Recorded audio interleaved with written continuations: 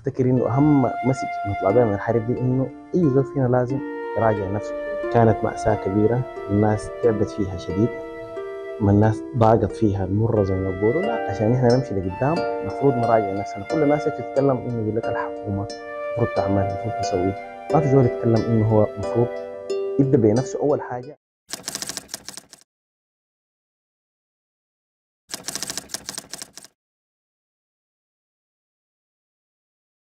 الحرب انا سمعت بيها بالتلفون. عندي ولدي كان في المدرسة يوم السبت في شارع بيت ختم في نهايته، فاتصل علينا ناس المدرسة قالوا إنه يا أخي في ضرب رصاص راوند، فتعالوا سوقوا أولادكم. فأصلا أنا كنت طالع ماشي على الشغل، فطوالي غيرت اتجاهي، مشيت على المدرسة. وصلت المدرسة فما كنت سامع صوت حاجة أصلا، ما كنت سامع صوت الضرب ولا صوت الرصاص.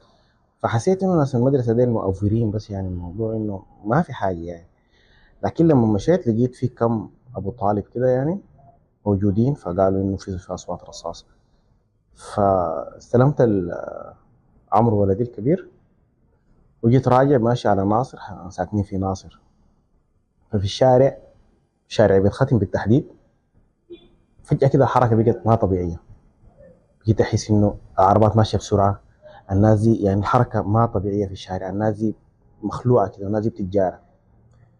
فلما دخلت الشارع بتاعنا بتاع الحلة، لما وقفت العربية صراحة بعد كده بقت أصوات الدانات، لأنه نحن قريبين من المطار ومن القيادة، في اصوات بتاع الدعنات وضرب نار، وكان الموضوع بدا يبقى سيريس بالنسبه لي، انه فعلا في حاجه يعني.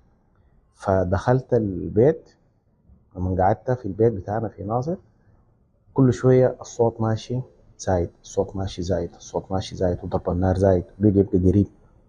ففي اللحظه دي انا عرفت انه في مشكله حقيقيه، فعرفت من التلفزيون انه ضرب برا شديد، والموضوع ماشي انه يعني يكتم زي ما بيقولوا الشباب. فبعد ذاك بقينا قاعدين على اساس انه افتكرنا انه الموضوع يوم يومين او ساعه ساعتين هينتهي، بقينا ما فاهمين حاجه يعني. فقعدنا، بقينا قاعدين مستنيين نشوف الاحداث دي نهايتها شنو.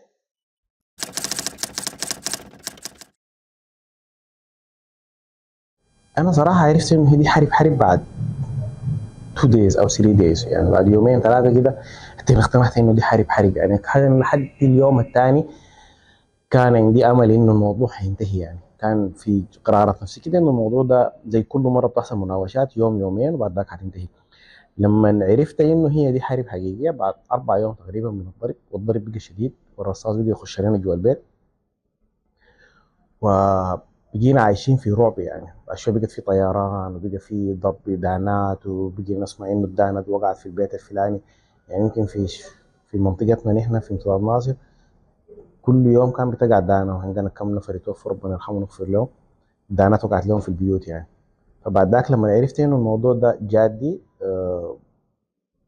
طلعنا مشينا على مدرمان. الكلام ده كان رابع يوم او خامس يوم في ما بدات الاحداث دي. فسبحان الله طلعنا بالكوبري بتاع المنشيه، من حسن حظنا انه ما لقانا اي ارتكاز، ما لقانا اي عسكري. لكن اللحظه اللي احنا طلعنا فيها من ناصر كان الضرب شديد، يعني الدهانات، يعني الواحد ما كان متخيل انه حيصل اصلا.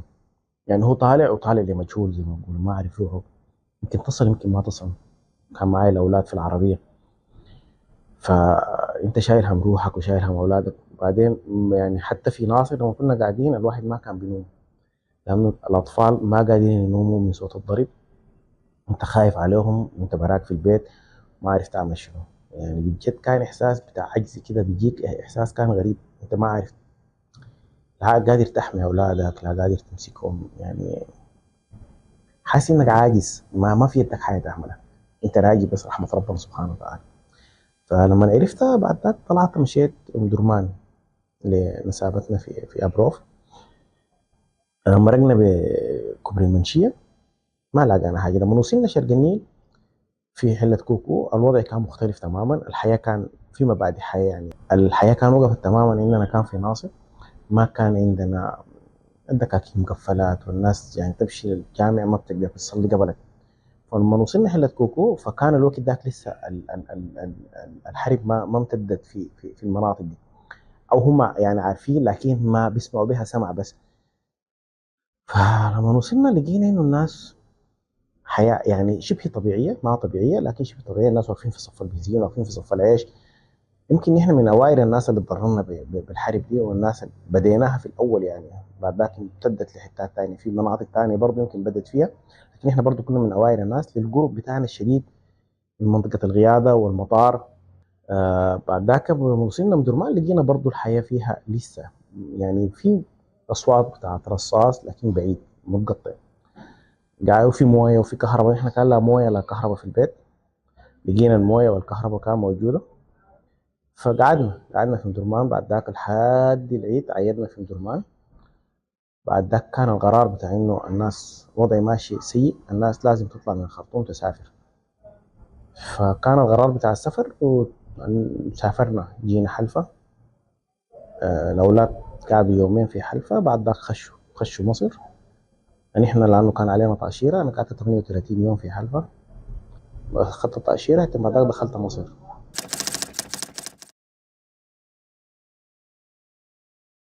اي زول ما عارف يعمل شنو. فحتى البصل اللي احنا ركبنا فيه كان جاي، كان البصل الثاني في باص قدامنا مضروب طلقه، يعني الجزاز مضروب بطلقه. فبقينا ما عارفين احنا حنصل وما حنصل، حيضربونا في الشارع، حيحصل شنو يعني. يعني الواحد ما حس بالامان الا لما يمكن عدينا طلعنا بالليل. نحن طلعنا وصلنا حلفة. بتذكر ثاني يوم الظهر كده فقالوا لنا تمشوا تبدوا اعملوا اجراءاتكم طوالي. كانت مأساة برضو، حتى الإجراءات في حلفا كانت مأساة يعني. عشان الواحد يصور صورتين فوتوغرافيات كانت زحمة وصفوف ودنيا. بعديها مشينا عملنا إجراءاتنا بتاعت تقديم الفيزا، كانت برضو عبارة عن زحمة بصورة مبالغ فيها يعني. مع الأسف الشديد حتى يعني إحنا يمكن واحد من الناس استغلونا في حلفا يعني، إنه شالوا جوازاتنا ودخلوا بدلنا ناس تانيين، وحصل فيها لعب وكوربشن بصورة كبيرة جدا. وكان من سوء حظنا إنه إحنا قدمنا الجمعة يوم 26/4. في ناس قبالنا التقديم بدأ الثلاث الأربع الخميس الجمعة. نحن كان 1180 جواز ديل يعني بهدلونا، لأنه القنصلية كان عملت لجنة من المنطقة ذاته، قالوا ديل هم استلموا الجوازات عشان الزحمة ما تكون في القنصلية. مع الأسف يعني هي بدأت تشتغل اللجنة كويس، بعد ذاك أنا ما أعرف الحصل شنو. نحن قدمنا جوازاتنا بعد شوية بقينا ما عارفين جوازاتنا أصلا هل هي في القنصلية هل هي عند الناس ديل. بسبب الناس ديل حسب ما يقال وحسب ما احنا شفنا في ناس تاني ورانا جو ونحن قاعدين هم بسافروا. فعرفنا بعد ذاك انه في لعب تحت الترابيزه وفي قروش بتدفع وفي كميه من الحاجات. بقينا بعد ذاك نحن ذاته كانت بالنسبه لنا ماساه، احنا جوازاتنا وين؟ في ناس جوازاتها راحت. بعد ذاك بدوا يصهروا السماسره والناس نفوسهم ضعيفه. لكن برضو بعد ده كله صراحه يعني من الحتات الزول بيشكر لها كان مدينه حلفا ذاتها يعني. لانه قوبلنا في الاول الناس لما جات، الناس فتحت بيوتها والناس فتحت ابوابها. يعني السودان ده بقدر ما فيه الطيب فيه السيء، وبقدر ما فيه السيء فيه الطيب. دائما في خير، دائما في خير، دائما في امل يعني.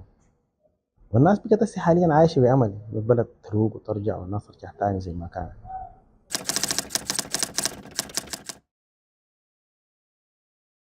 من اصعب اللحظات اللي مرت علي كان في الحرب دي في اوقات يعني. هي كم موقف يعني. الحرب دي ورت الناس حاجات كثيره يعني.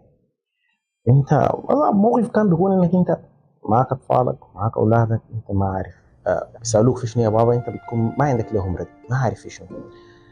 هم حرفيا ما كان قادرين ينوموا لما كنا في البيت يعني قاعدين. هم لما ناموا كده انا بس بجيت قاعد صاحي وبعاين لهم، انا الليل كله صاحي خايف في اي لحظه انه ما عارف هيحصل شنو. فانت قاعد خاتين كده بتعاين لهم ما عارف يعني هيحصل شنو. لما جينا حتى لما وصلنا حلفا بتذكر ان احنا قاعدين فقاعدين كده فجات عربيه ماشيه لسه ضرب، وهم كانوا قاعدين معايا الاثنين نطوا في هنا وجوا ماسكين في شنو في شنو تاني في طريقهم. يقولوا لا ما في حاجه يعني ما في حاجه. مشينا حلفة واليوم ما كنا عارفين نبيت وين، يعني بايتين في الشارع، يعني احنا كنا قاعدين في الأرض، هم ما قادرين ينوموا، ما عارفين يعملوا شنو. فبتعاين لهم كده بتقول يعني إنه ذنبهم شنو هم الأطفال ديل، يعني هم ما عندهم ذنب يعني إنهم يتبهدلوا بهدلة زي دي، المفروض بتجربة قاسية زي دي. فإحنا الكبار ما كنا قادرين نتحمل، فما بالك بأطفال ما عارفين الحاصل شنو. بالنسبة لي، حتى بالنسبة لنا مستقبلهم مجهول، يعني الناس دي هيحصل عليهم شنو. فمواقف هي كثيرة، لكن يمكن دي من أكثر المواقف اللي أنت ما بتكون، يعني إحساس العجز هو ده أصعب موقف يمر عليك. إحساس إنك أنت ما قادر تحمي أولادك، ما قادر توفر لهم حماية، ما قادر تديهم أجوبة مقنعة على الأسئلة بتاعتهم.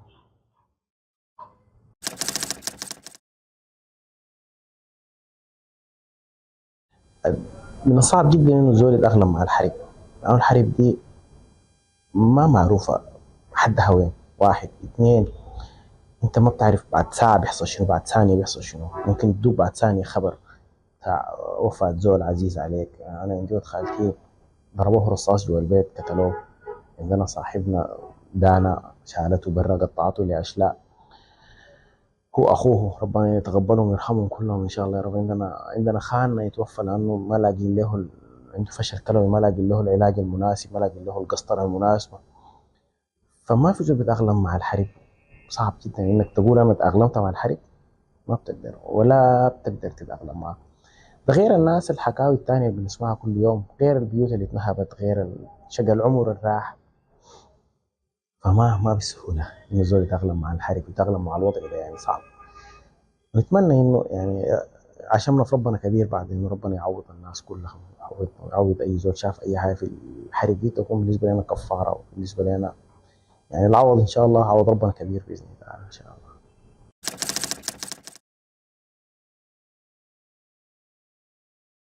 أكتر حاجة الواحد يتمناها حاليا إنه يغمض يفتح يلقى الكابوس ده انتهى، يعني يقولوا له يجيه تليفون يقرا في أي حتة يقول الحرب دي وقفت.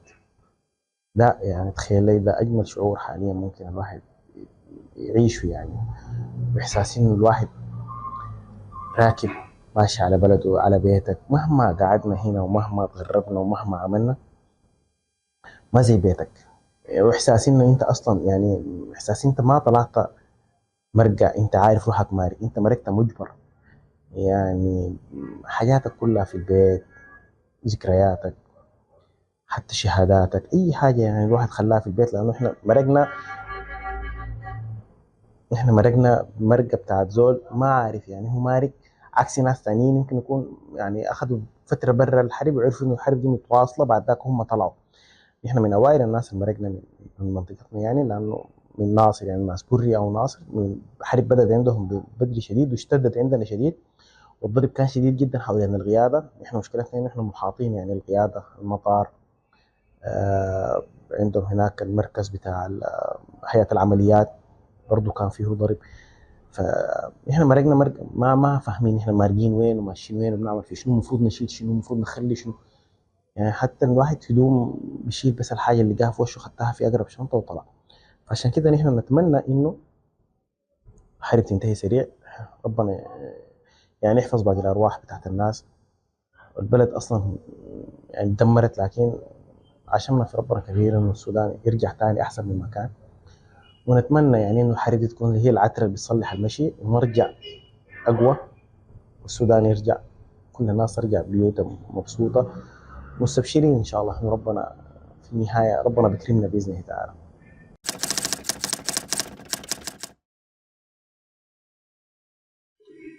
والله الحمد لله، أنا بشوف إنها جاية سليمة.